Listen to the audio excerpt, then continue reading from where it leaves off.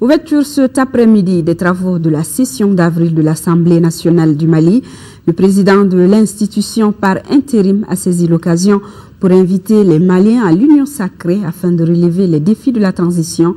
La cérémonie d'ouverture s'est effectuée en présence du Premier ministre, des membres du gouvernement et des délégations parlementaires du Niger, de la Côte d'Ivoire, du Tchad, du Sénégal et du Burkina Faso. Le reportage de Mamari Koné sera au cours de ce journal. Et les chantiers qui ne manquent pas à l'Assemblée nationale. À ce propos, le président de l'institution a évoqué le programme de réforme pour accroître l'efficacité de sa gestion, ce qui devrait servir de nouveau départ pour le président de l'Assemblée nationale que nous écoutons au micro de Mamari Koné. J'ai foi en l'avenir du Mali. Je crois en la capacité de notre peuple de surmonter ce cap difficile. C'est pourquoi je voulais lancer à mes compatriotes cet appel qui vient du plus profond de moi-même. Faisons l'union sacrée pour relever ensemble le défi de la transition, pour que les deux objectifs sécuritaires et institutionnels soient réalisés dans les meilleures conditions possibles. Réussissons les élections envisagées pour le mois de juillet prochain.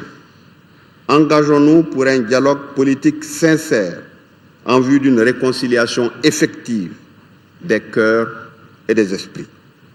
Enfin, bâtissons ensemble un nouveau programme économique et social pour la relance d'activités créatrices d'emplois et de revenus dans les régions du Nord en particulier et dans tout le reste du pays en général.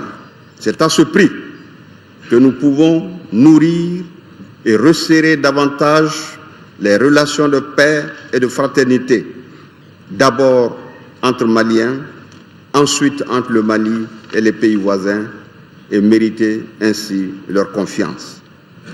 Nous devons tirer les leçons qui s'imposent pour l'avenir.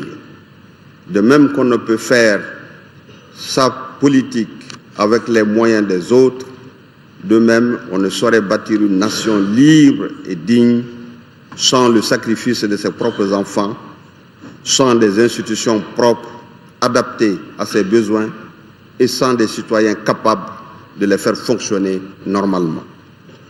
Il est de la plus haute importance que les dirigeants qui auront la lourde charge de conduire les destinées de notre pays après les élections prochaines soient capables de procéder à la refondation de nos institutions. Et en priorité, il faut reconstruire les forces de défense et de sécurité. La nouvelle armée du Mali doit être bien formée, bien organisée, bien équipée et bien disciplinée. L'armée doit respecter le principe républicain de soumission du militaire au pouvoir politique. Les femmes, les jeunes, la société civile devront être largement pris en compte dans le cadre de cet effort de reconstruction.